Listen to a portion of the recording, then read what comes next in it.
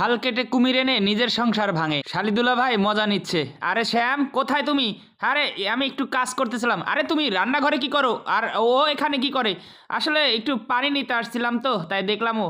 আরে না, তোমার যা হলো। কিরে বুনু, তুই কলেজ গেলি না কেন? আসলে যাচ্ছিলাম, জিজু বললো 1 কাপ কফি দিতে, তাই আর কি একটু কফিটা বানাচ্ছিলাম। আর কফিটা বানাই কলেজ যাব। আচ্ছা ঠিক আছে, অনেক লেট হয়ে গেল, আর তাড়াতাড়ি চলো। আচ্ছা ঠিক আছে, আমিও যাচ্ছি, আর তুমি চলো, আমি আসতেছি। এই বলে চলে গেল। পরের দিন ছোট বোনের হাতে অনেকগুলো টাকা দিল, নে এগুলা তোর। আরে দিদি, এত টাকা কিসের? এগুলা তো বাসা থেকে বাবাই দিচ্ছে, আর এত টাকা আমার দরকার নেই দিদি। আর কি হয়েছে তাতে? ওটা তো বাবা দিছে, আর আমি তো তোর বড় বোন, আর আমি কি দিতে পারি না? বড় বোন হিসাবে আমার তো দায়িত্ব আছে, তাই না? তোর কি লাগবে না না লাগবে, বাবারটা বাবা দিছে, ঠিক আছে। সত্যি দিদি, তোমাকে অনেক অনেক ধন্যবাদ যে তুমি আমার এত খেয়াল রাখো।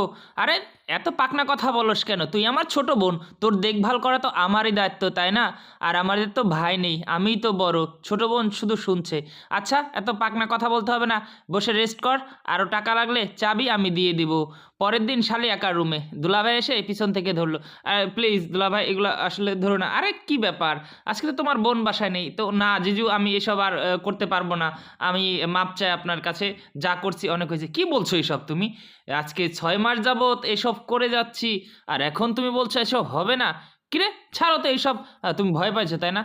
চলো আমরা একটু রেস্টুরেন্টে ঘুরে আসি আর ওখানে করে আসি। না জিজু, আমি আর এইসব করতে পারবো না, আমার বিবেকে বাধা দিচ্ছে। আমি বড় বোনকে ঠকাইতেছি, এটা আমার দ্বারা আর কখনোই সম্ভব হবে না।